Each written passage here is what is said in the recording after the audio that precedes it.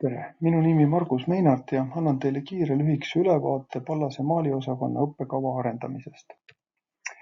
Pallase maaliosakonna eesmärk on anda tudengitele ettekujutus ja ettevalmistus selleks, et nad tuleksid toime kaasaegses pildilises visuaalses maailmas, et nad oskaksid sinna panustada ise, et nad suudaks seda analüüsida, mõtestada, kriitiliselt sellesse suhtuda.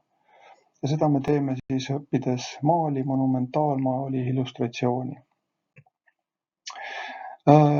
Antud kontekstis eesmärgiks oli siis õppekava vastavusse viimine kõrgharidusstandarditega, selle parem kommunikeerimine, visualiseerimine. Oluline, et tuleksid välja kunstihariduse pingestatus, üliõpilaste autonoomsuse ja individuaalsuse toetamine ja võrdlus teiste õppekavadega, mis andis hea aluse omaenda õppekava analüüsiks.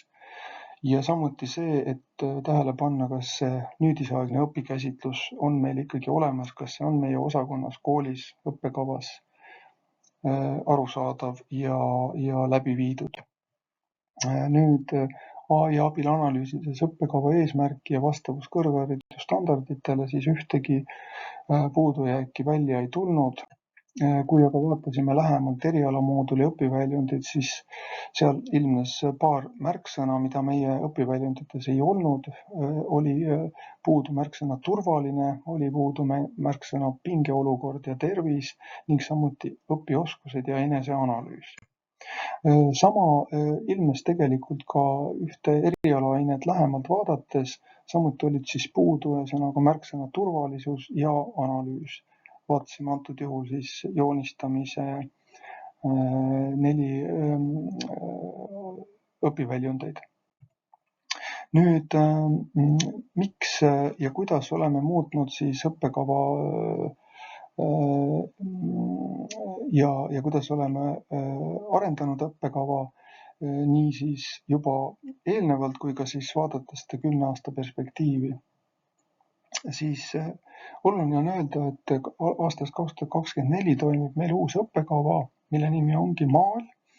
Varasema õppekavaga võrreldes on kõige suurem muutus see, et õppekavast sai välja viidud restaureerimissuund, mis oli varem oli 2 suunda, restaureerimis- ja kunstisuund, nüüd restaureerimissuunda enam ei ole. Et juba 2 aastat võtsime siis vastu ainult kunstitudengeid kunstisuunale, maali õppekavasse. Ja paar suuremat muudatust veel lahti seletatuna. Vähendasime ainete mahtu oluliselt 89 pealt 56 peale. Muutsime ka olulisel määral mitteeristatavate hindamiste osakaalu siis võrreldes eelnevaga, ehk siis mitteeristatavate hindamiste osakaal suurenes.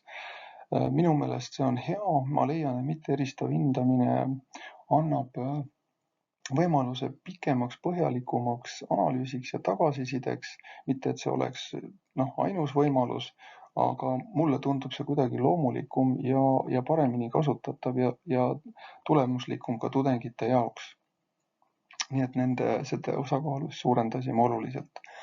Samuti siis digitaalset poolt muutsime: digitaalne loome, visuaalne kommunikatsioon, digitaalse maali õppeained ja sellega kaasnevaid õppeaineid ja samuti siis karjäärivalmidust, ühiskonnaga seotust toetavad õppeained ning ka koostöö teiste osakondade ja suundadega. Nüüd minu meelest on uuendatud maaliosakonna õppekava terviklikum, arusaadavam ja omandatavam. Mulle see sõna väga meeldib, omandatav. Tänapäevasem, õppijasõbralikum, tööeluga seotud.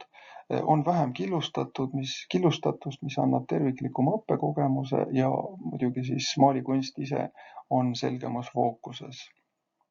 Minu meelest on õpilastel seal palju loomingulist vabadust ja katsetamise võimalusi.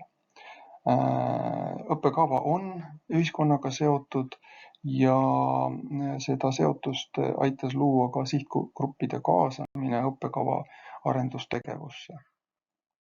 Nüüd, kui vaadata 10 aasta perspektiivis tulevikustsenaariumit, siis seda tuleb kindlasti õppekava arendades silmas pidada ja muidugi siin on tehisintellekt oluline tegija, et seda mitte ära unustada õppekavas mingi teatud õppeainetes sellega tegeleda. Siis kuidas nii-öelda vaadata selle traditsioonilise maali rolli, et kui palju ta võiks muutuda tulevikus. Ma loodan, et ta siiski jääb alles ja on võib-olla natukese erineva fookusega kui varem. Materjaliteadlikkus, ökoloogilisus võib-olla tõuseb rohkem esile ja me peame seda ka meie õppekava arendamises tähele panema. Siis digitaalne pool võimaldab muidugi tudengitel, tulevastel kunstnikel olla ka iseenda kuraator ja ettevõtja just nimelt siis seda digitaalsust ära kasutades, AI-d ära kasutades, sellele tuleb tähelepanu pöörata ja vaadata siis, kuidas nii-öelda kohalikud lood, kohalikud identiteedid luua, viia rahvusvahelisse konteksti. Seega rohkem sellist multidistsiplinaarsust ja rahvusvahelist koostööpõhisust. Et need on võib-olla need olulised märksõnad siin 10 aasta perspektiivis õppekava arendades neid siis silmas pidada.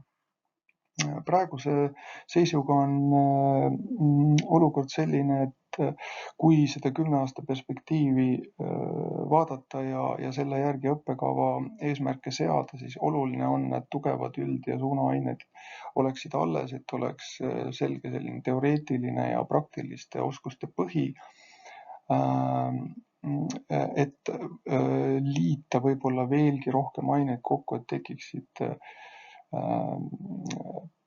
paremad, selgemad, omandatavamad moodulid ja siis vaadata, kui palju neid varasemaid, võib-olla kitsamalt nii-öelda fokusseeritud aineid alles jätta ja kuidas neid panna kuidas neid ühendada uute moodulitega.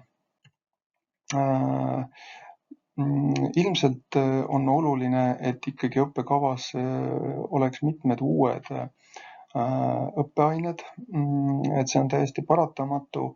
Siin mõned on nendest välja toodud, mõned on meil ka olemas ja need, mis on olemas, tuleb vaadata, et nende sisu vastaks siis uutele vajadustele ja uutele nõuetele. Nüüd siin oli meil juttu sellest 6x6 lausetest. Ülemine 6 lauset on tõesti meie enda õppekava põhiselt välja toodud, on sellega ilusasti vastavuses, aga siin paar lauset allpool, et nendes on mõningad mõtted, mida ma võib-olla siiski sooviks sinna 6x6 lausetesse sisse panna, kas või näiteks mõte sellest tasakaalust üliõpilasaja ja üliõpilase eluetappide vahel, ehk et siis kuidas ta tuleb toime vaimselt, füüsiliselt, majanduslikult sel ajal oma eluga, kui ta õpib Pallases.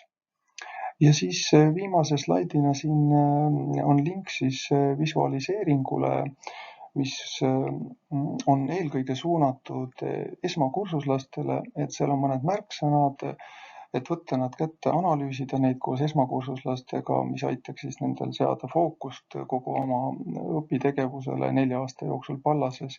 Ja samuti võiks öelda, et see on suunatud ka tulevastele tudengitele.